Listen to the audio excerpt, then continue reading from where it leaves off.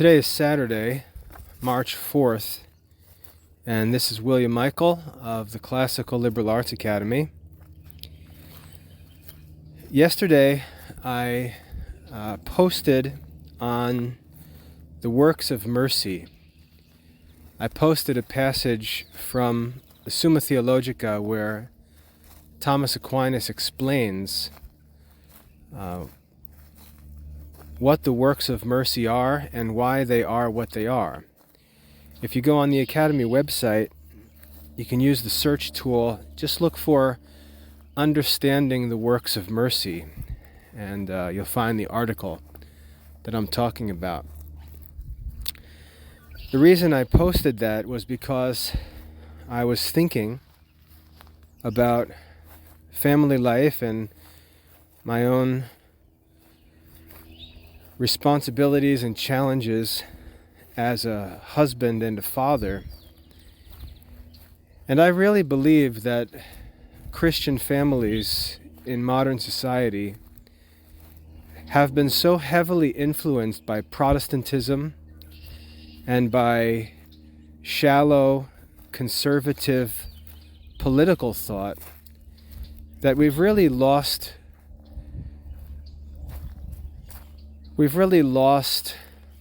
our focus on the actual Christian life that we're supposed to be living. People don't like the Christian life because it's exhausting, it's challenging, it's frustrating, it's wearying, it's humiliating. It just goes on and on. And if you read God's commandments and if you read the teachings of Christ and you put them into practice, you quickly realize that these commandments and this teaching leads me to the same end that it led Christ. It leads to self-sacrifice.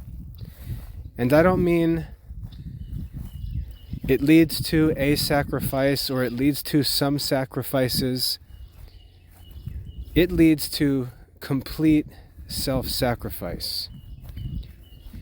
It leads to the actual laying down of our lives for our friends, or for our neighbors, I should say. And if you think about the life of Christ, the constant self-sacrifice,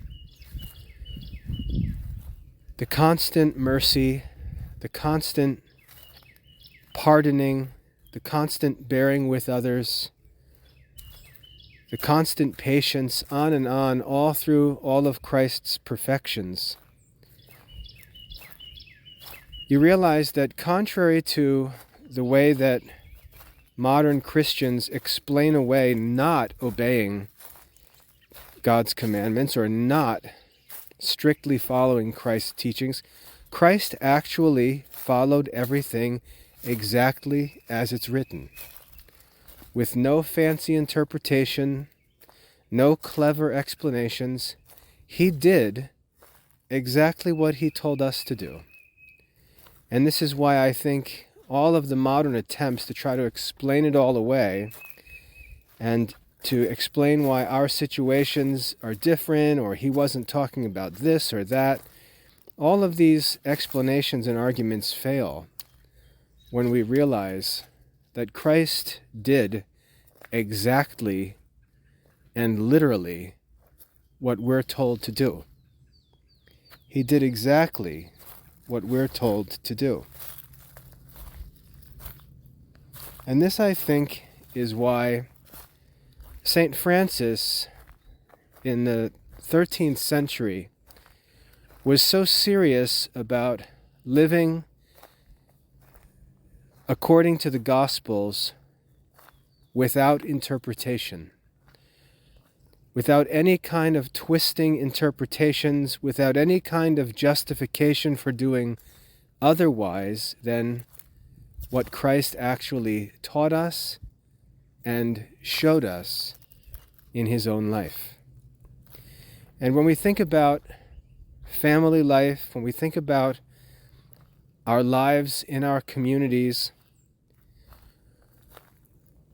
at least when I examine myself and reflect on my own thinking and acting, it becomes clear that Christians, myself included, are not actually living according to the teachings of Christ. We're living much more like Jews than like Christians.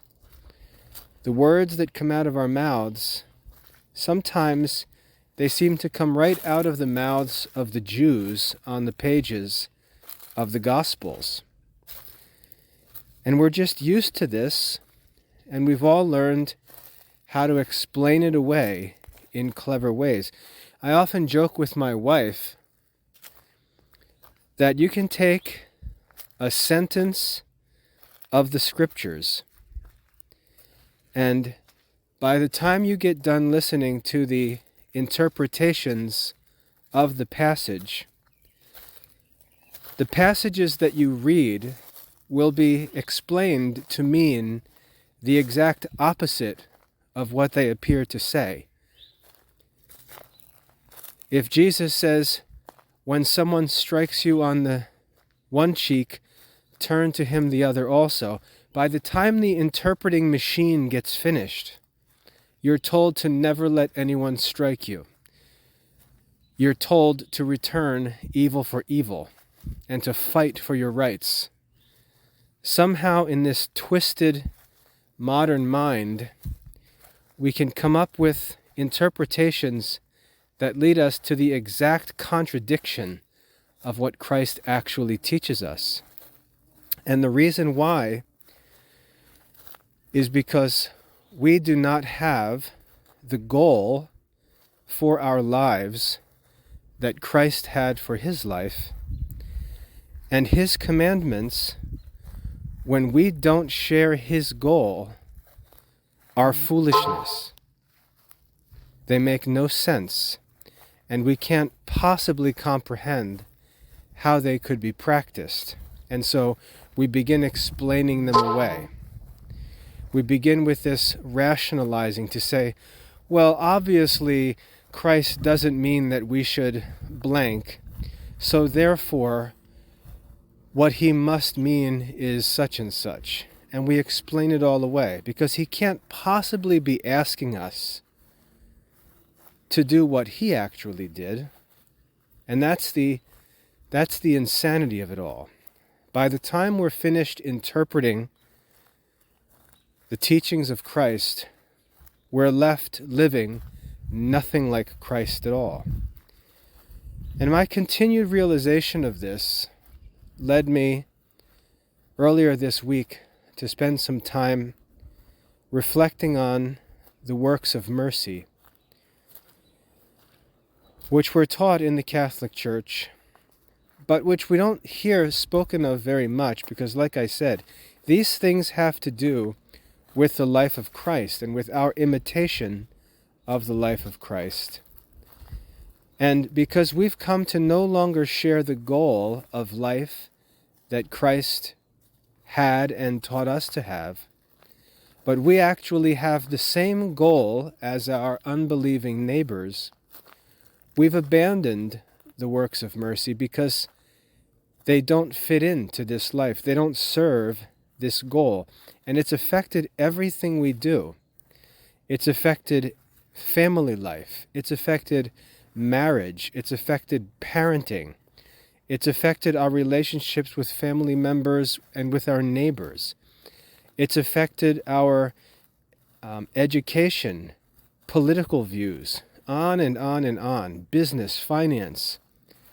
Every area of our life has been affected by this perversion of the Christian life and this bizarre, twisted interpretation of Christian teaching. What I'd like to do is talk a little bit, think a little bit about the works of mercy and what the implications of the works of mercy are in our regular everyday lives as spouses, as parents, as neighbors, and so on. And I'd like you to think through this with me. Check all of your assumptions and preferences right here, and think with me honestly, if you can, about these things.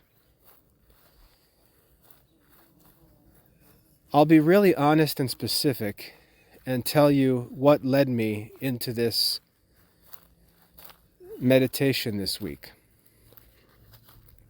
I got a notice from our car insurance company because my son had a couple of speeding tickets. He's away at school, and he got a couple of speeding tickets, nothing ridiculous, but he got a couple of speeding tickets, and our family insurance went up.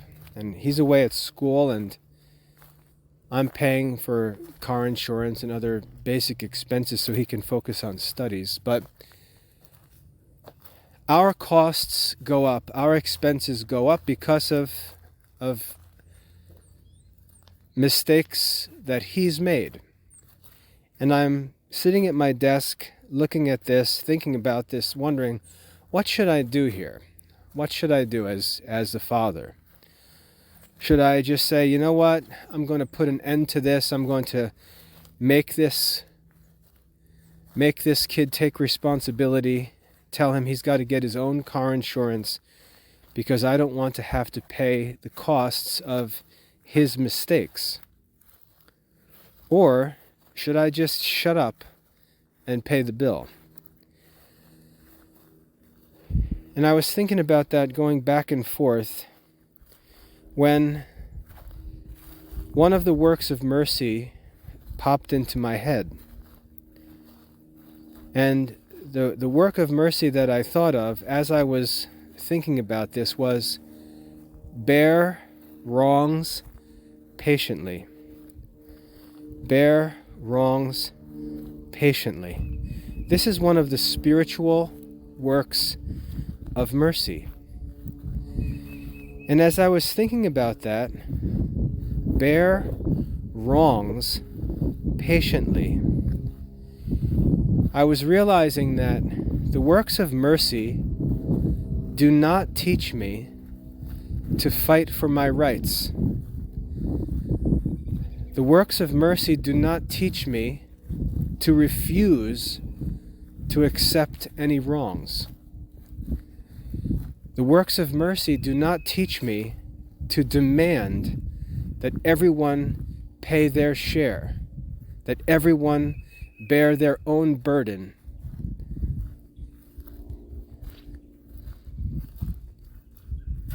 Bear wrongs patiently.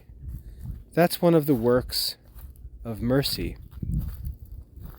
Jesus said, "Blessed are the merciful. Blessed are the merciful, for they shall obtain mercy." Blessed are the merciful, for they shall obtain mercy. And this leads us to the ultimate question, which is, what is the goal of this life? What is the goal of my life? And as a Christian man, the goal of my life is to save my soul. The goal of my temporal life, this brief earthly life, the goal of this life is to gain eternal life. In order for me to gain eternal life, I need for my sins to be forgiven. In order for me to have eternal life, I need for God to be merciful to me. If God is not merciful to me, I cannot be saved, because I have broken God's laws, and I continue in various ways to break God's commandments. And the only hope that I have of salvation is that on the day of judgment, God will be merciful to me, a sinner. That is my only hope of salvation. And therefore, if the goal of my life is salvation, and my salvation depends on mercy, then I have to do in this life whatever I can do to merit the mercy of God.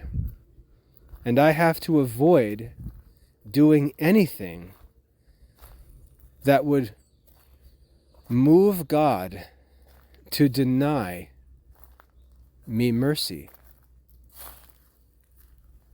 My salvation, the goal of my life, depends on me receiving mercy. And with that in mind, Jesus says to us, "Blessed are the merciful, for they shall obtain mercy." In other words, if you need mercy, the way to make yourself worthy of that mercy is to show mercy. If you need mercy from God, then you must show mercy to others. And if you are merciful to others, then God will be merciful to you. And if you are not merciful to others, God will not be merciful to you. So we're told that in order to be saved, we must be merciful. We must be merciful in order to be saved. Because we have sinned and continue to sin. Therefore, we must practice the works of mercy. And one of the works of mercy is to bear wrongs patiently. To bear wrongs patiently. That means to allow ourselves to be wronged. To allow ourselves to be wronged, to accept the wrong, to bear it patiently. And this is only one of the works of mercy. There are others. So this will be modified, I guess, or tempered by others. But nevertheless, we're explicitly taught that in order to be merciful, we must be willing to bear wrongs patiently. Not fight for our rights, not demand that everyone pay his equal share, but that we bear wrongs patiently. There's an interesting passage in St. Paul's epistles, I think it's 1 Corinthians, where he is admonishing the Corinthians, which is another work of mercy. He's admonishing the Corinthians because he learns that there are all kinds of problems in the Corinthian church. And one of the problems in the church is that when there are troubles, Christians are taking other Christians to court.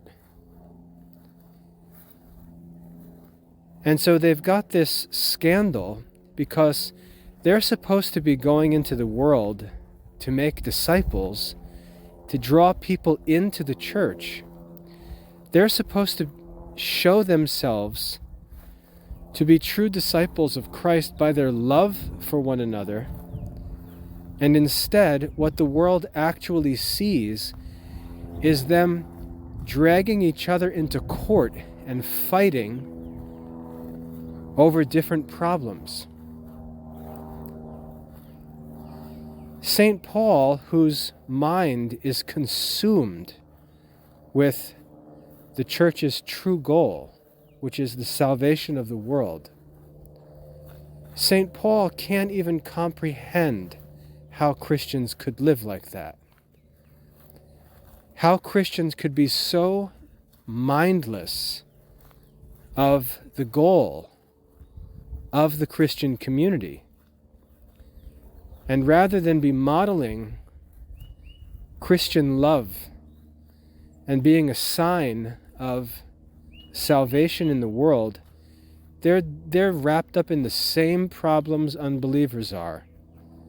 And they make their religion to be nothing but empty, hypocritical talk, while they themselves don't practice what they preach. And in light of this, as the remedy to this, Paul says something that I always felt was very interesting. I always noted, as I listened to Christians who are involved in politics, who are wrapped up in all the political quarrels, I've always noted how different their message is from the message of St. Paul in 1 Corinthians. While political Christians are constantly fighting with their neighbors, and I mean fighting, I mean name-calling, nastiness, fighting with their neighbors over their supposed political rights or legal rights, St. Paul says to the Corinthians, why would you do this? Why would you drag one another into court? And what he says is, why not rather be wronged? Why not rather be wronged? Just allow yourself to be wronged and it's over. St. Paul, like I said, is so consumed with the true mission of life and the true mission of the church, that he doesn't care. He doesn't care about these things. He would never waste his time fighting over some earthly stuff. He would never waste his time doing that. He would never think of arranging a lawsuit against some other Christian person because he lost some money or because someone did something wrong to him. There's too much work to do. There's too much good stuff to do. It's much easier and much better for the Christian to just say, I don't care. Let's move on. We've got work to do today. There's stuff that needs to get done. I really don't care if I lost some money. St. Paul asks the Corinthians, why would you rather not just be wronged and move on?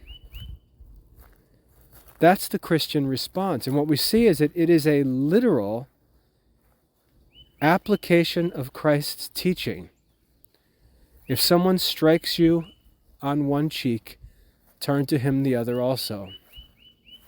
If someone asks for your cloak, give him your tunic also. If someone asks you to go a mile, go with him 2 miles. And the point of this is,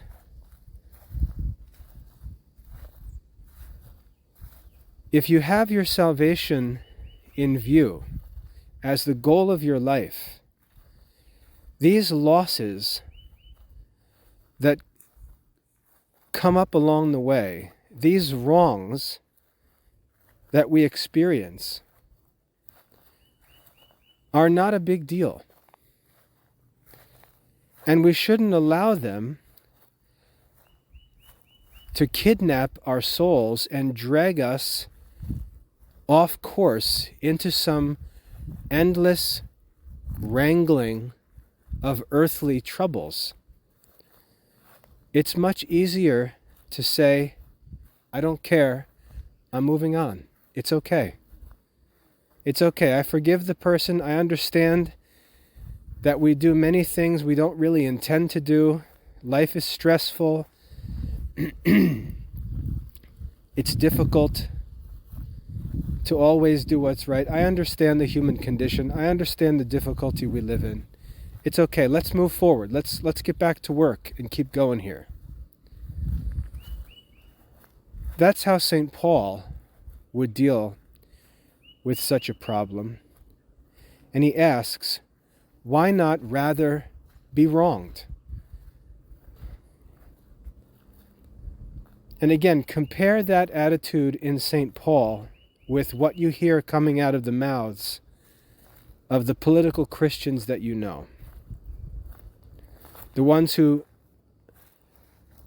ridicule our 80-plus-year-old president because he might stutter or have some mental lapses,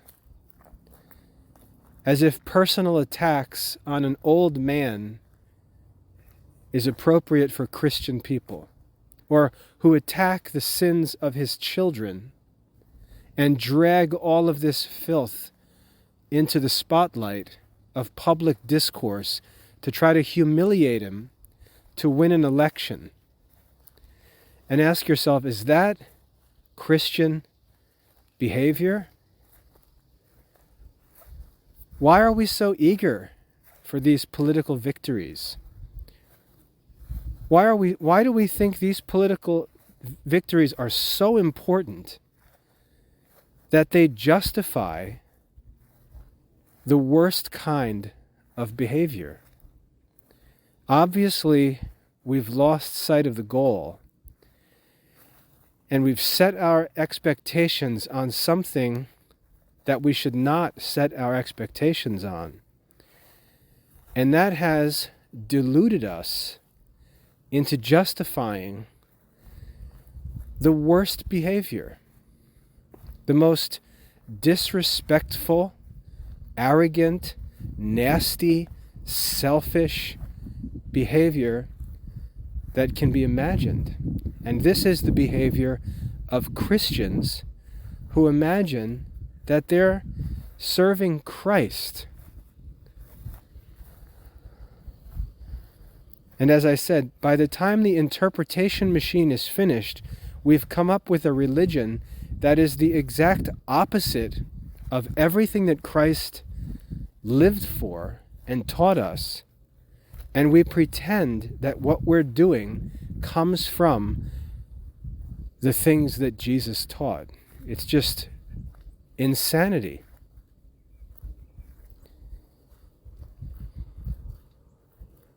I believe we need to go back to the works of mercy and rethink our lives. We need to rethink our goal. We need to rethink our priorities and allow the knowledge of the works of mercy and our need for mercy for salvation to just trickle down through all of our thoughts and all of our actions, all of our behavior, and renew us. I came into Christianity through Protestantism, and I can't believe how deep and profound the pollution in my mind is from that Protestant experience.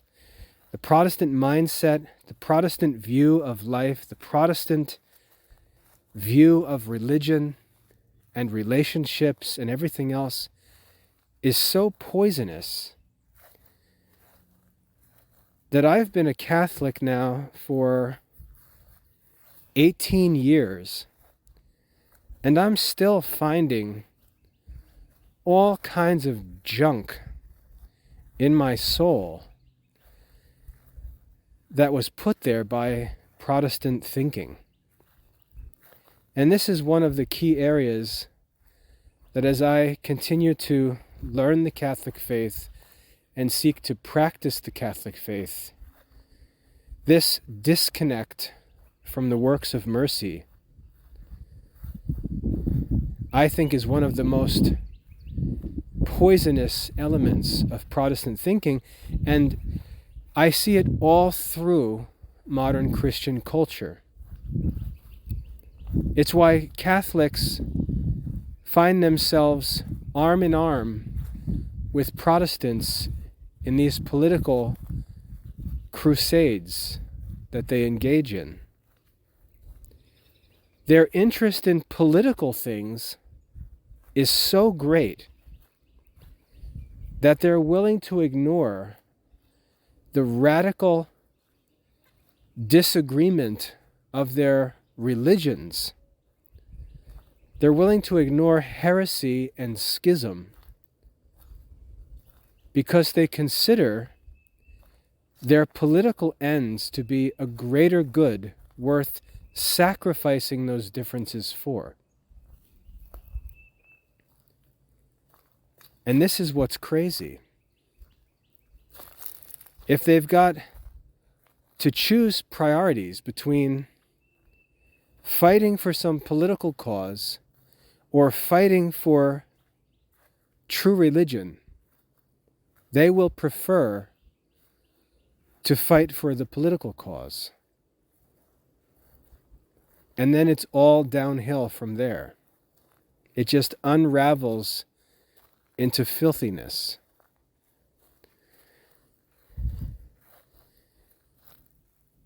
As for myself, I'm working to extract myself from all of that, even though I already am extracted from it. There's still more that I find in the way I think about things that comes from this modern culture of political Christianity that really has nothing to do with the life and teaching of Christ. Christ explicitly told his disciples, "My kingdom is not of this world." He explicitly told his disciples that he is not interested in any political power among men. After all, he is already the king of the universe. But his time is not yet come. We're told in the Psalms that Christ currently sits at the right hand of God, waiting until the world is put under his feet. The kingdom of Christ will come. It's already beginning in the church as a sign of the coming kingdom. We see the potentiality of Christ's kingdom in the church slowly and steadily spreading through the world. And the church spreads through the world at Christ's direction, from heaven, through the papacy, down all the way through the bishops and the priests to the laity. It is a bloodless takeover of the world. It is a non-violent conquest of the entire world. And it's conquered not by human fighting, not by man's anger, or by any kind of weaponry or bloodshed. It's accomplished by the simple reality that Christ's disciples are promised that they will be raised from the dead and that they will enjoy everlasting life. There's no fight that needs to be fought, because on the cross, Christ already said, "It is finished." Our fight in this life is not to conquer our neighbors. Our fight in this life is to prevent ourselves from being conquered. Our fight is against ourselves, that we not be disqualified from the goal, from the reward, which Christ has already procured for us. We're commanded that in order to receive that reward, we need to love our neighbor as ourself. And the Jews, being the miserable, politically minded men that they were, they questioned Jesus on that and said, "Who is my neighbor? Give us a break. What do you mean, love your neighbor? Obviously, you don't mean love the liberals. Obviously, you don't mean love the transgender people and the homosexuals and the Democrats. Obviously, we don't have to love those people. They're our enemies. We need to conquer them." And yet we watched as Christ conquered all of his enemies without ever a nasty word, without any mudslinging campaigns, without any physical resistance to evil, even allowing himself to be crucified. This is how the kingdom of Christ works, because the victory is not gained through laying hold of a piece of land on earth, but rather giving it up and gaining the resurrection to life. That's how the conquest actually happens. What we do in this life has to be informed by what we learn about what's to come on this world.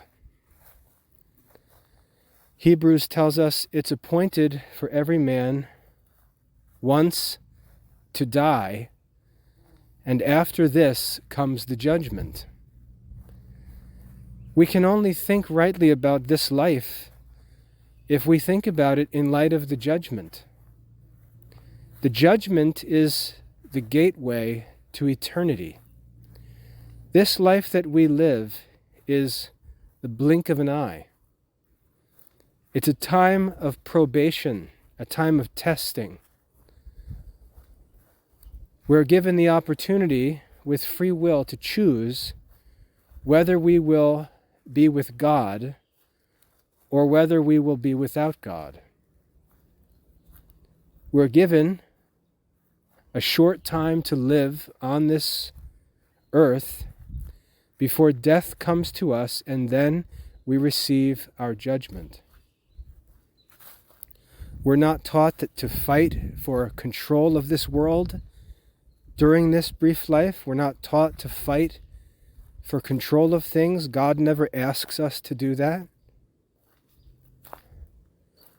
We're told to go into the world and make disciples by preaching, not by fighting, not by conquering, not by enslaving, not by imprisoning.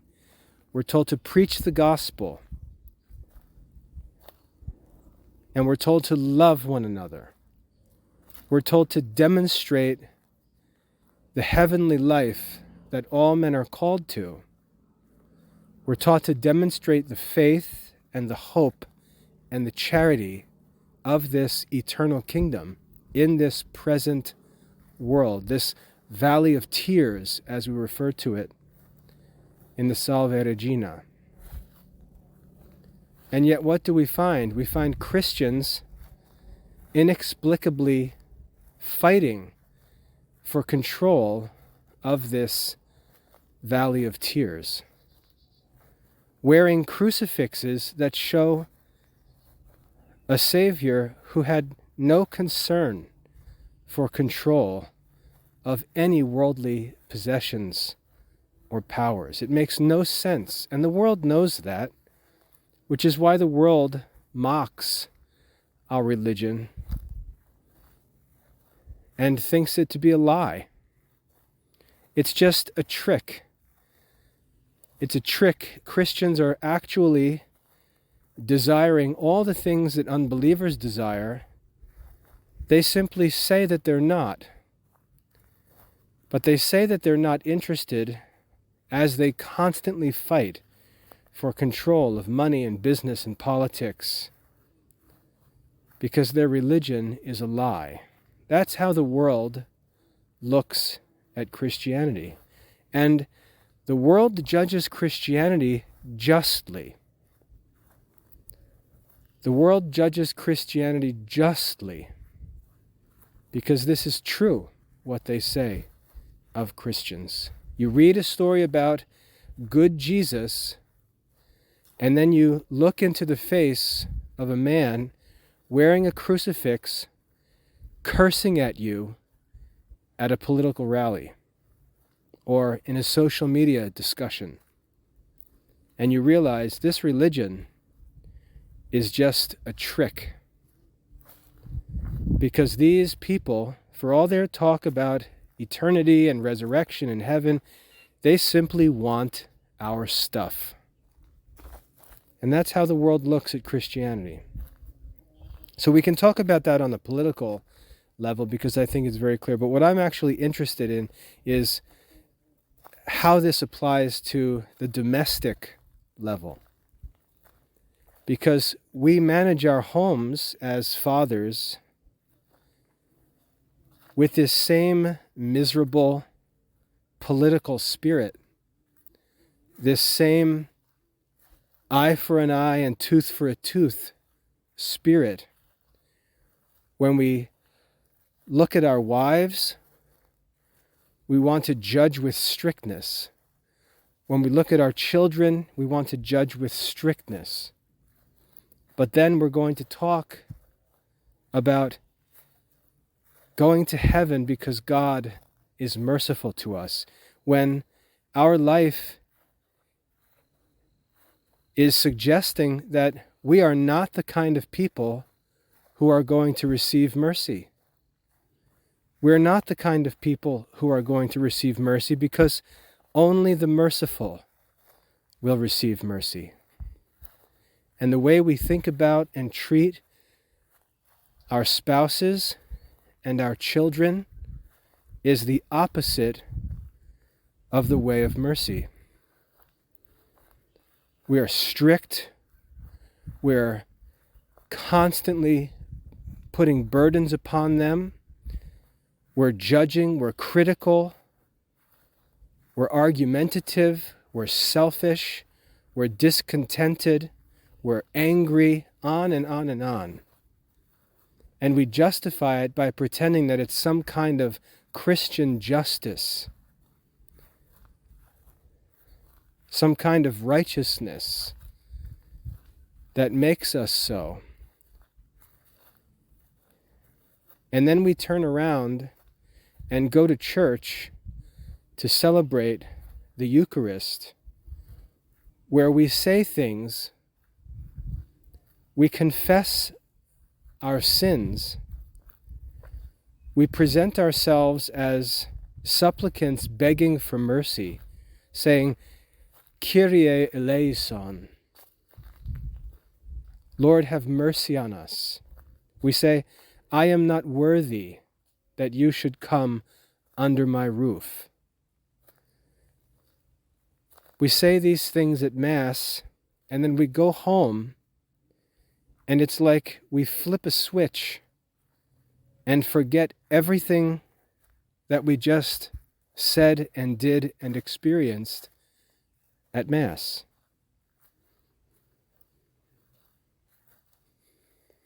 And again, we justify all of this because we're caught up in this worldly, counterfeit Christianity,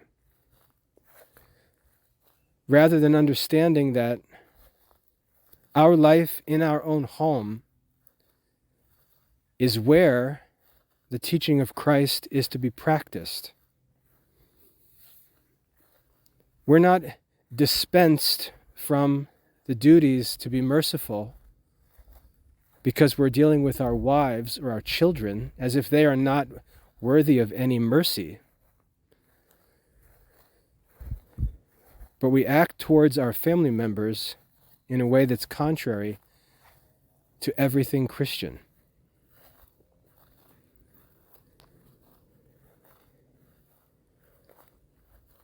Just focus on one of the works of mercy with me. Bear wrongs patiently. Bear wrongs patiently. So I'm a married man, obviously. My wife and I are opposites in just about every way. Even though if you look at our life, so many things align on paper. Say, well, we both went to Rutgers University. We both studied classics. We both became Catholics. We both became Dominicans. We both teach classical Catholic studies. Man, could you find two people who have more in common? Well, I can tell you that our things that we have in common end with that list. Once you get off of that list into other aspects and areas of life, my wife are as opposite as two people could be. And we butt heads and rub each other the wrong way 24 hours a day, simply because we have different personalities. Now, when I was a Protestant and came into married life through Protestantism, I was taught in very strict terms that the husband is the head of the house, he's the boss. Wives, obey your husbands. And I took that as as if I was handed a scepter to rule over my wife with. And that Protestant thinking led my wife and I to fight all the time. And often those fights would end, those arguments would end by me just stomping my scepter on the ground and saying, I'm the boss. Period. I'm the boss.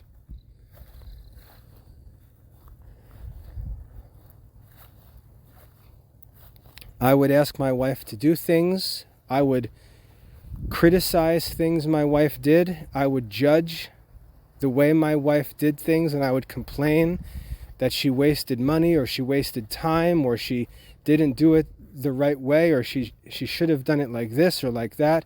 I was critical and judgmental because I had this idea that Christianity gives me a license to rule over this person because she's my wife. She basically is to be treated like she's a slave who should be thankful that I allow her to live in the first place. That's really how the Spirit leads us to think of ourselves. And this is all contrary to Christianity. And let me explain. When we read, wives, obey your husbands, to whom is that command directed? That commandment is directed to the wife. That's none of a man's business. That command is directed to the wife. And it says much more than that, to the wife. It says that she is to be obedient to her husband. That's true, and anyone who denies it is a liar.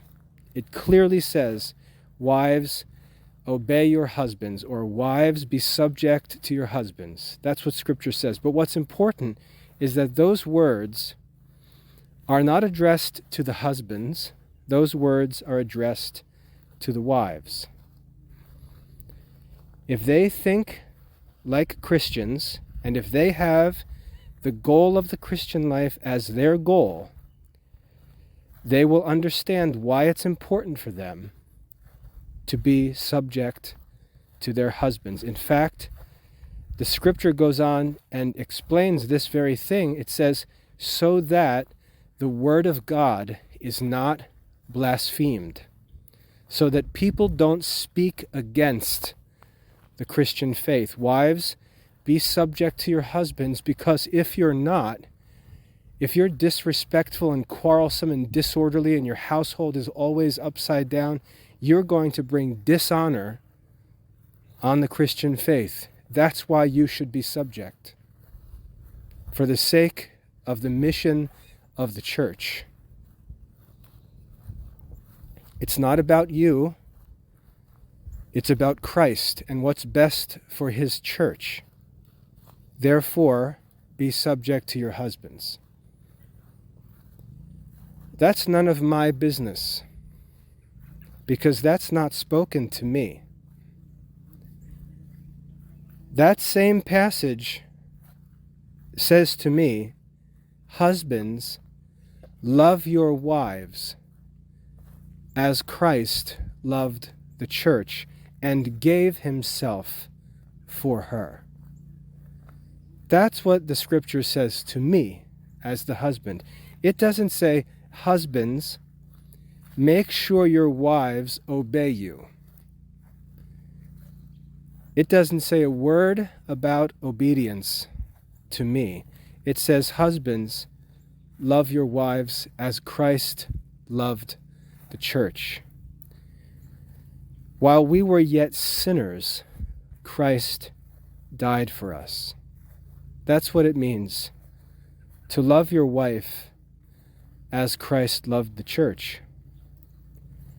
And as one whose salvation depends on the mercy of God, you're to be merciful. And what it means to be merciful, in at least one aspect of mercy, is to bear wrongs patiently.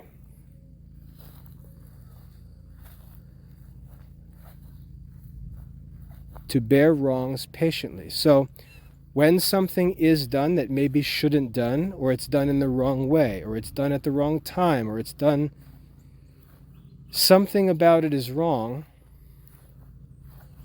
the option that we have as husbands is to simply bear that wrong patiently. Like St. Paul says, why not rather be wronged? After all, Christ was wronged, which is why he was crucified. He chose to bear wrongs patiently and to simply seek to work to bring about the good of his bride by his own self-sacrifice. And this is what we should be thinking of as husbands. The wrongs, the mistakes, the faults, the sins that our wives commit against us, we can simply quench them with mercy and move forward. And doing this is better for the whole family. It's better for our wives, better for ourselves, better for our children, better for our neighbors, better for the church. We have the freedom to simply bear with the wrongs through patience and stay focused on what's really important. Not allow every little error to become the cause of a 2-hour-long quarrel that produces more harm than good, which only a foolish person would do. And again, you've got to get this foolishness out of your head, because modern Christianity teaches you to think like this, especially this conservative political Christianity. The mission of our lives doesn't allow us to get lost in these stupid, useless quarrels every single day over every stupid thing that comes along. These are personality issues. These are personal sin issues. And they can simply be ignored through mercy and borne. You'll find that most of the problems in your marriage go away if you just shut up and get back to work. It's not a big deal. You don't have to fuss about your dinner like a big baby, whining and fussing. You don't have to fuss about every inconvenience while you imagine yourself to be some king. You're pouting and fussing about stuff that's ridiculous. If you were actually strong, and if you were actually engaged in significant work in life, serving a significant mission, you wouldn't even care about most of the things that you argue with your wife about. And mercy actually allows you to overlook them and stay focused on more important stuff, which most men are eager to neglect, which is why they are eager to argue with their wives, because they don't want to actually do the real work that needs to be done.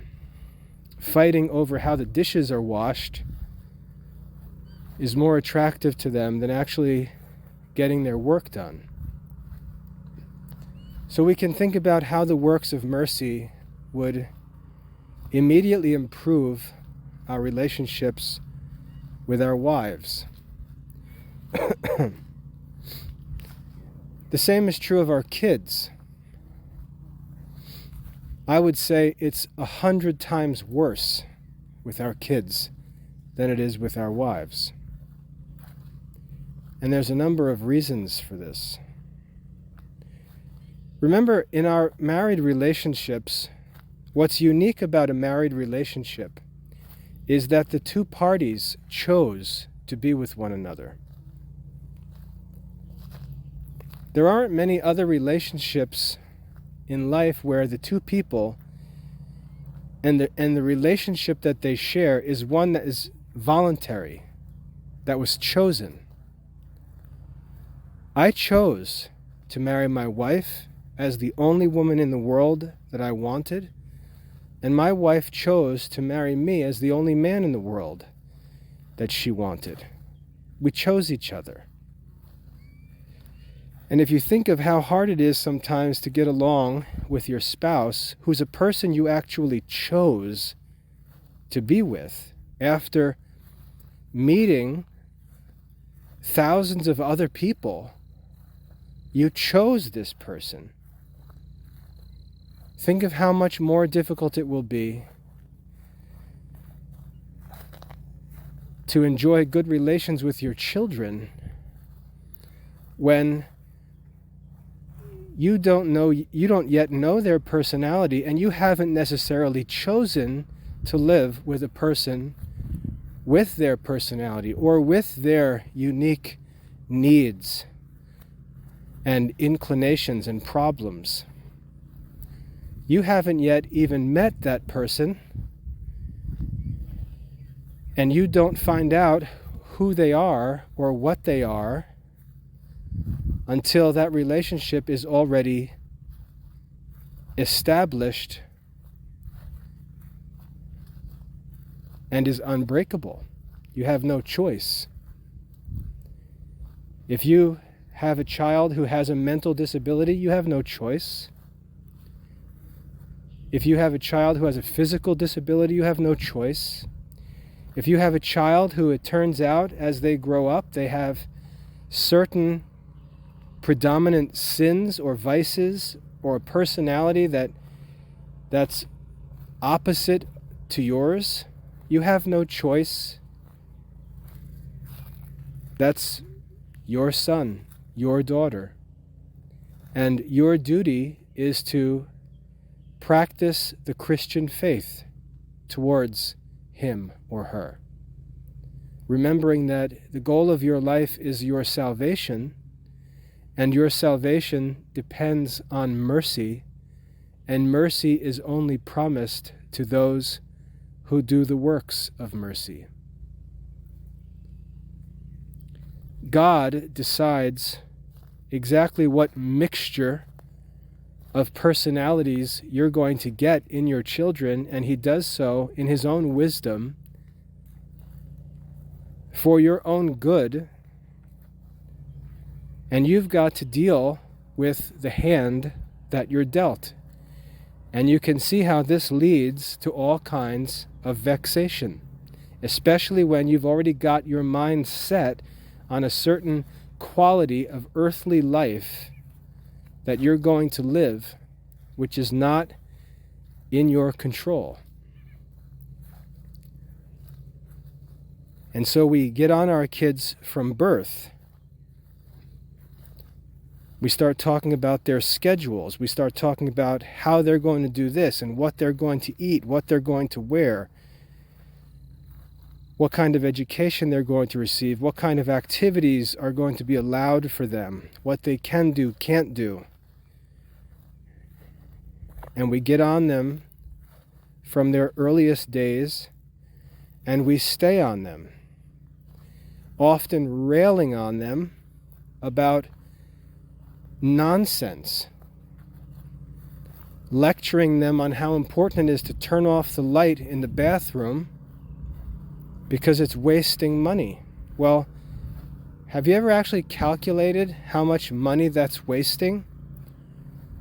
And whether that amount of money being wasted by a 5-year-old leaving a bathroom light on is really worth fighting over? Because I'm sure that there are ways we can find that you waste through your vices much, much more money than that kid wastes by leaving that light on in the bathroom. And it sure looks like you don't take your own money wasting as seriously as you take your child's money wasting. And that's not how a Christian should live. Why not just turn the light off and get a life, get back to work? It's not a big deal. You can always choose to bear wrongs patiently. And if you're a responsible, working, busy husband and father, you should have much more important things to be working on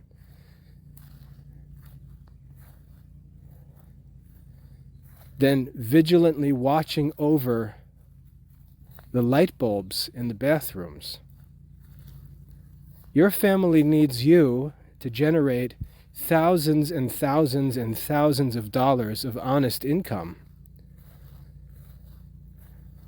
And you pretending to be the light switch police officer is just an example of you avoiding your real work to waste your time on childish nonsense, which is what you'd prefer to do.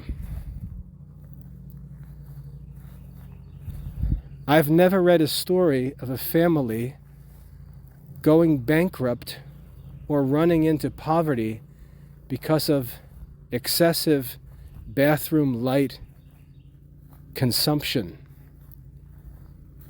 I really don't think that leaving a light on in a bathroom is such a great threat to a family as many make it out to be. I have, however, seen endless cases of men who don't work failing to provide for their families and causing their families to fall into poverty. So I think that the concern for working should be a priority over the concern for keeping the bathroom lights off. And again, this is fake virtue. It's fake virtue. And these things are done in 1,000 different ways. But Christian fathers, for some reason, think that the religion of Jesus Christ teaches them to rule over their children with a strict law and to demand exact justice for every wrong committed, and that this is what makes a man a good dad. If you follow the lives of these so-called good dads, you'll find that all kinds of terrible things take place in these families. And what often happens is that when problems arise, these zealous, strict dads often make decisions and react to the problems in ways that lead to situations that are 10 times worse than the problem itself. For example, a man can have a child who has an interest in a clothing style or a hairstyle or some other childish thing that he doesn't like. I can give you an example. My teenage daughter, Mary, who I love with all my heart and who I have a perfectly happy relationship with, she likes to dress in a style that I don't like. I hate it, in fact, and I wish it would go away. But she likes it. And she's a good girl. And she likes it. She thinks it's fun, and that's what it is. I hate it. I would offer her $1,000 to stop it. But when I really step back and think about it, I say to myself, it's not a big deal. Who really cares? She's a teenage kid at home. She's a good girl. She's respectful and good to her parents. She's good to her brothers and sisters. Why create a war in the family over some childish fashion? If I'm right, and it's true that you can't dress that way for business, won't she learn that one day? And if it's not true, and that you can actually dress like that and live a happy adult life, then what am I talking about?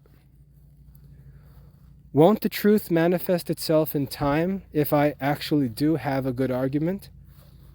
Of course it will.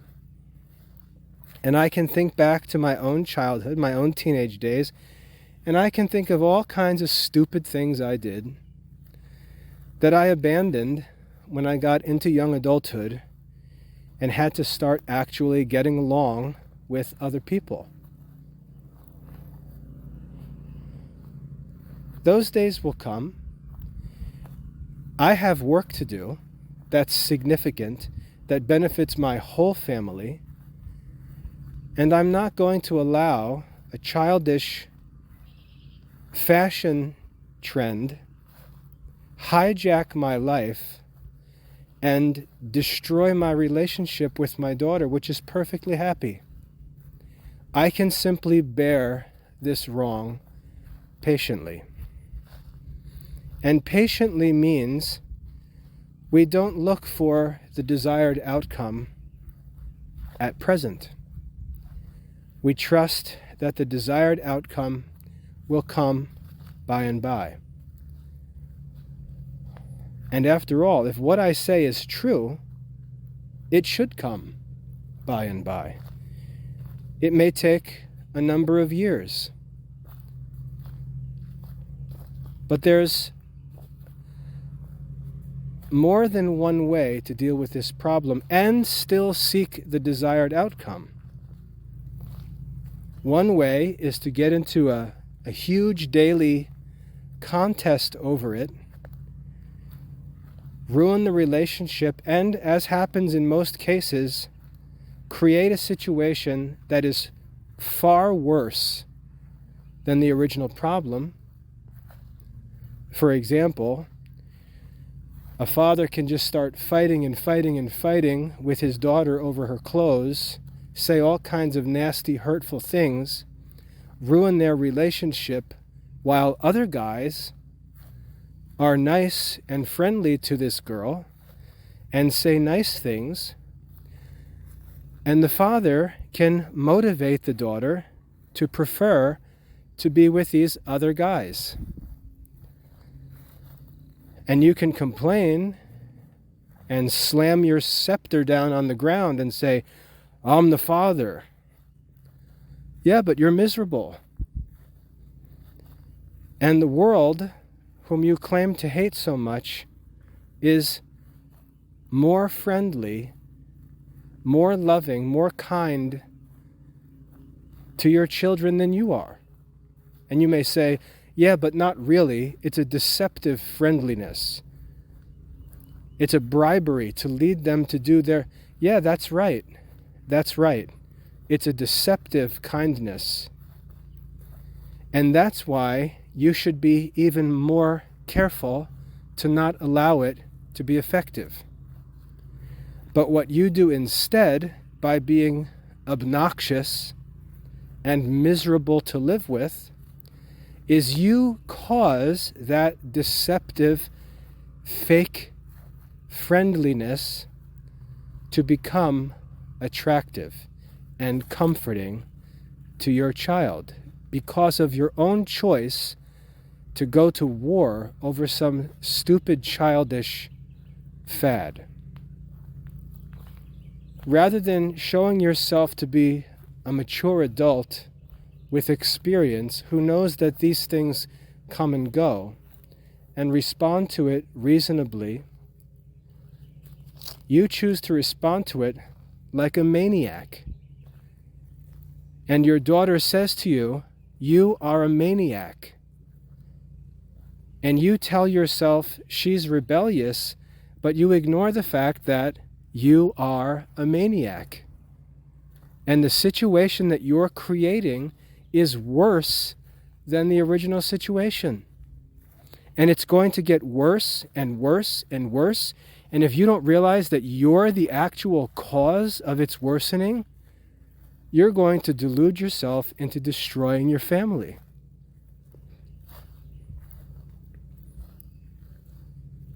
Rather than, for the sake of the long-term good of your family, bearing with this annoyance patiently.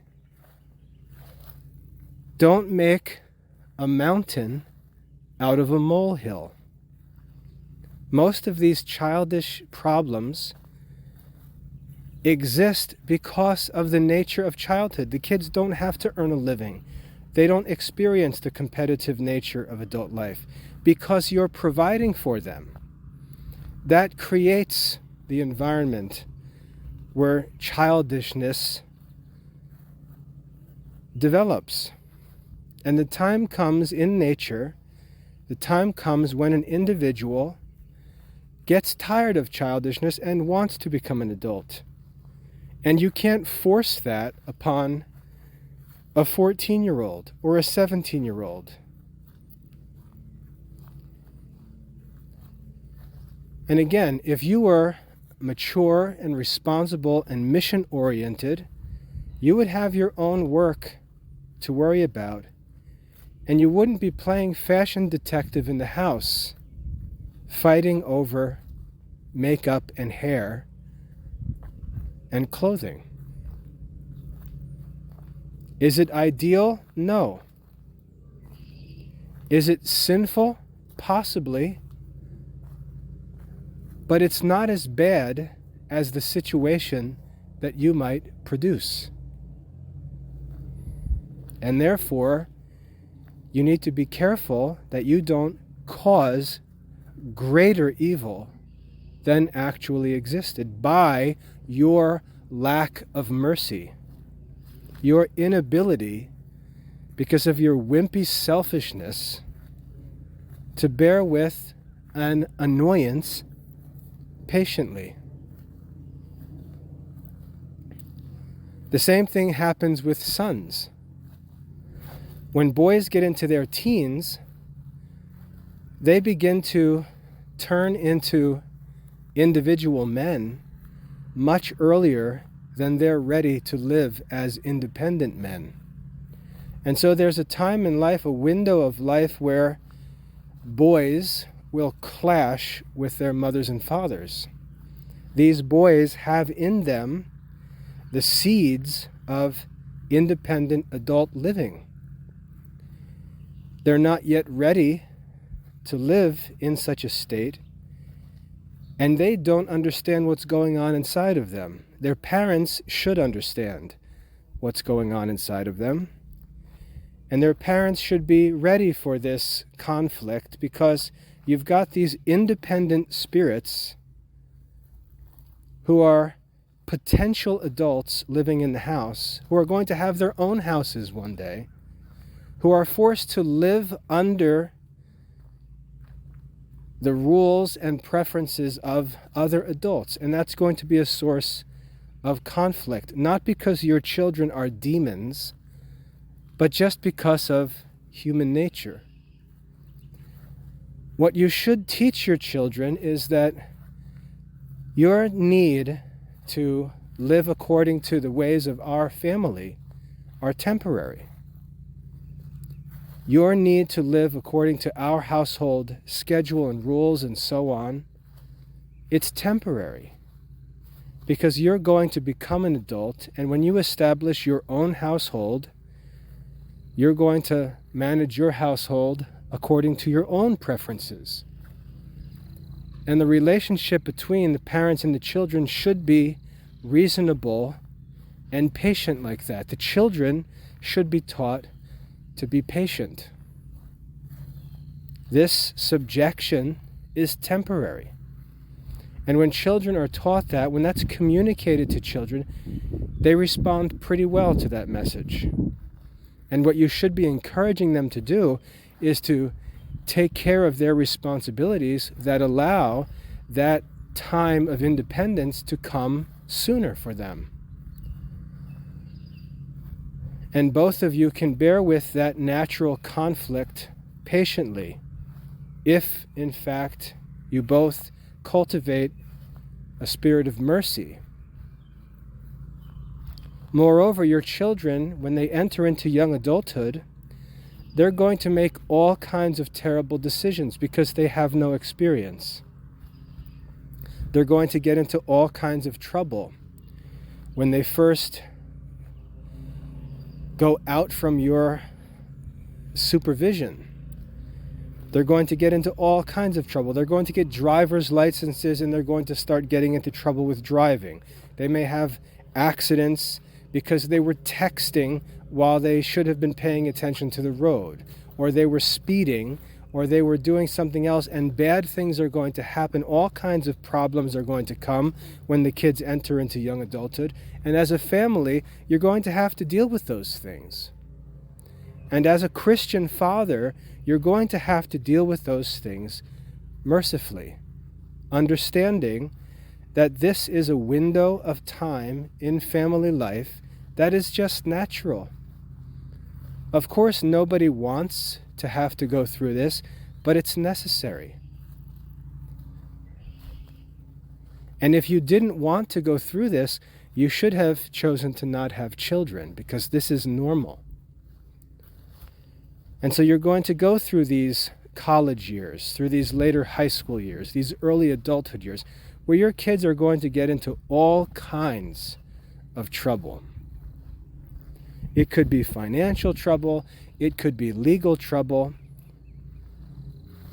There's going to be all kinds of expenses, fines, penalties, costs because of the foolishness of this period.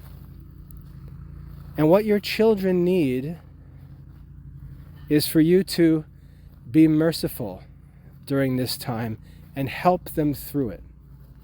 They need you to help them through it. They need you to be the bigger person and understand that it's like there's two cliffs facing each other. The one cliff is childhood and the other cliff is adulthood, but there's a gulf between the two cliffs. And the kids have to try to get from the childhood cliff over this gulf safely onto the adulthood cliff. And what are you going to do? Spitefully stand there and watch them try? Or are you going to help them get across? And so if you've got to do some work to help them get across, is that really such a hard thing? It might cost you some money, might cost you a lot of money. But what's the alternative? To spitefully not help the child get across? Well, good for you. Good for you. Maybe the child can never safely make it into adulthood. You can pat yourself on your back because you were strict, but that's foolish. And it's cruel. Certainly not merciful. So what do you get for it? A son who struggles for the next 30 years of his life because you chose to fight about parking tickets or help needed with a car payment or insurance? Spite yourself. But your lack of mercy is going to punish you, not just your children.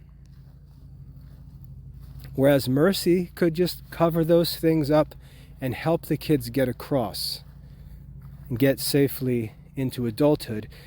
And when they settle down into adulthood, and all of that craziness of survival mode is over, they're going to be able to relax and think clearly. And you'll find that most of the time, like Proverbs tells us, if you train up a child in the way he should go, when he is older, he will not depart from it. And if you'll simply help your child through these difficult times, help them to get to that other side of life by bearing their burdens, bearing with them patiently, helping them, you'll actually bring that time of trouble to an end sooner, and you'll be able to relax and enjoy life. But being this big mouth, quote unquote, strict Christian, that's just foolishness.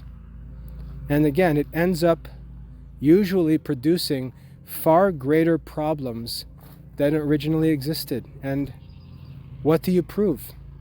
You prove that you're just foolish. We have to be merciful. And I mean, these problems can be all kinds of stuff. You can have a child who gets into early adulthood, gets connected with some friends, and decides that she thinks she's a homosexual. I've had to deal with this. And frankly, I don't think it's a big deal. And the reason why I don't think it's a big deal is because the kid is ignorant. It's college life. It's fantasy world. It's government-funded snow globe fairyland where there's no responsibility needed yet. And we could say we're anything we want. I could say that I think I'm a purple dinosaur and dress myself up in a purple dress and go to school and call myself Brontosaurus. It doesn't. The environment, the artificial environment, makes this craziness possible. That's why we always find all of this weirdness in schools, on college campuses, and so on. It's really not a big deal. And if we really believed that this was so evil, we would destroy those institutions because they're the actual cause of the environment which allows all of this idle craziness to germinate. But it can't survive. It can't survive. And the kids will learn that. The people who were hippies back at Woodstock in the 60s or 70s or whenever it was, they're not hippies anymore because you have to grow up. You eventually get tired of being poor and you realize it's not cool anymore because your friends move off into careers and you're stuck at home driving around the ugly Volkswagen van with no friends. It gets old real quick. And these things really, in the big picture, long term, these things are really not a big deal. And you know that because you did the same things to some degree, and you know those things are behind you now. And you know what caused you to set those things aside. And your children are going to have the same causes that lead them to set these things aside. Sitting on the internet, scrolling through social media and allowing every single offensive video to be presented to yourself and reacting to it with anger, who's the problem here? Don't you have work to do? That's not real life. There are billions of people in the world. What are you seeing? A dozen videos about crazy people? It's not a big deal. Especially for men, because we've got work to do. We've got work to do that we have to stay focused on. And our children, for the long term, they need us to stay focused on that work. They need us to be the ballast that keeps this ship of the family stable through the years, because the foolishness will go away. And if we're good and merciful and generous, our kids will grow up and say, I want to be like Dad. I want to be patient like Dad. I want to be generous like Dad. I remember all the good things that Dad did for me when I was stupid and crazy and just so reckless and foolish. And Dad was just always working. He was always stable. He was always calm. He always helped me out of my mistakes. I want to be like Dad. That's what happens.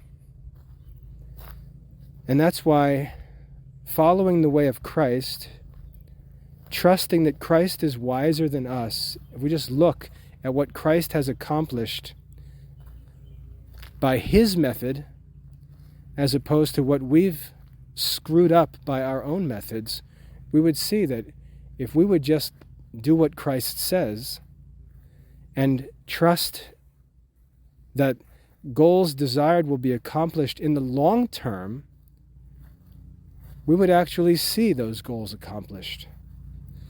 But if we demand those goals in the short term, we're just going to frustrate ourselves and fail. And this is what we see in most Christian families today. I think if most Catholics that I know, most Christians that I know were to look at my family and judge us superficially with no knowledge of our relationships or family life, they would think that things are bad. But they have no idea what they're talking about because they don't actually know any of us or any of our relationships or situations. And they certainly don't know what the outcomes of these situations will be. I also think it's very interesting that in the scriptures God says that he judges men not as men judge according to appearance, but he judges according to the heart. And outsiders looking at our families, they have no idea what individual kids' hearts are like. And they judge by appearances, which is actually not just judgment.